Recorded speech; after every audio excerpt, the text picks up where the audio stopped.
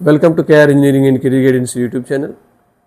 23వ తేదీ అంటే ఈరోజు ఈవినింగ్ షిఫ్ట్కి సంబంధించి షిఫ్ట్ 2కి సంబంధించిన జేఈ మెయిన్స్ పేపర్ సర్లు చూసినట్లయితే మనకు మ్యాథమెటిక్స్ సంబంధించి మోడరేట్గా రావడం జరిగింది. ఫిజిక్స్ సంబంధించి కొంత మార్నింగ్తో పోలిస్తే మోడరేట్ డిఫికల్ట్గా విద్యార్థులు తెలియజేయడం జరిగింది. కెమిస్ట్రీ కొంత మోడరేట్గా ఉందనే విషయాన్ని తెలియజేయడం జరిగింది.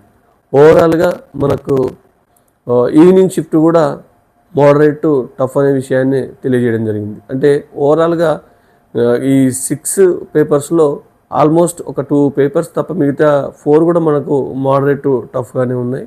మరి ఈరోజు ఈవినింగ్ షిఫ్ట్లో యావరేజ్గా 35 to 40 క్వశ్చన్స్ ఎక్కువ మంది విద్యార్థులు అయితే చేయగలిగారు. ఇక్కడ 99% రావడానికి మనకు 178 నుంచి ఆల్మోస్ట్ 198 వరకు మధ్యలో వచ్చిన వాళ్ళకు 19% అయితే వచ్చే అవకాశం ఉంది.